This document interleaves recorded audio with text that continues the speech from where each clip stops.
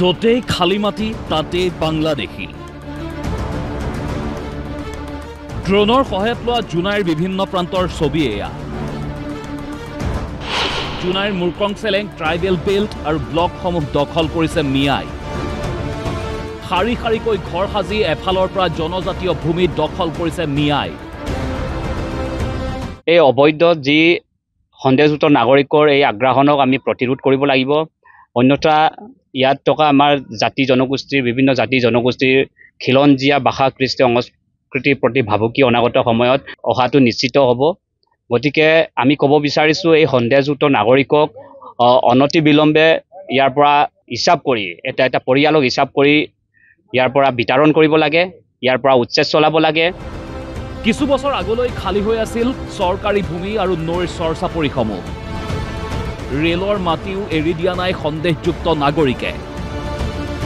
সৰু এটা ছাৰ্ভে কৰি চাইছোঁ, এইখিনি মানুহ সন্দেহজনকভাৱে আমাৰ এই আশে পাশে আমাৰ ৰেলৱে জোনাই ৰেলৱে মুৰকং চেলেং ৰেলৱে ষ্টেচন আশে পাশে আছে, তাত ডাউন চাইডে আপোনাৰ চিগা চাইডে আছে, তেলামত আছে, সেনেকুৱাকৈ আমাৰ এই আশে পাশেও তেওঁলোকে মানে দখল কৰিব ট্ৰাই কৰি আছে আৰু কিছুমান দখল কৰি আছে, অবৈধভাৱে দখল কৰি আছে। এই আমাৰ জোনাই এখন ডাষ্টবিন নহয়, ক'ৰবাত ইলেকশ্যন হৈছে, আমাৰ ইয়াত ইলেকশ্যনটো হোৱা নাই।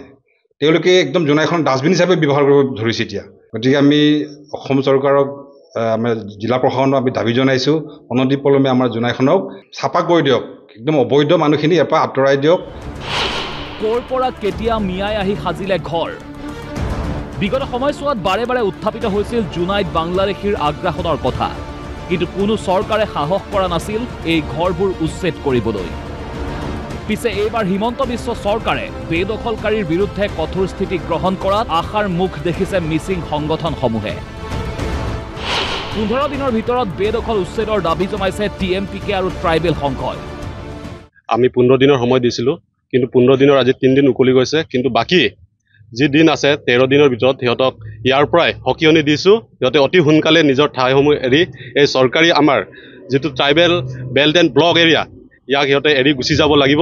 অন্যথা চৰকাৰকো কৈছোঁ অতি সোনকালে সিহঁতক উচ্ছেদ কৰক, অন্যথা আমি TMPK তৰফৰ পৰা আমি ৰাইজক লগত লৈ আমি নিজে উচ্ছেদ কৰিবলৈ বাধ্য হ'ম। ভূমিপুত্ৰসকলৰ মাটি বাৰী ভেটি ৰক্ষা কৰিবলৈ এয়াই যেন চিয়াঙৰ পাৰৰ শেষ যুদ্ধ। জোনাইৰ পৰা অজয় মেধকৰ ৰিপৰ্ট DY365।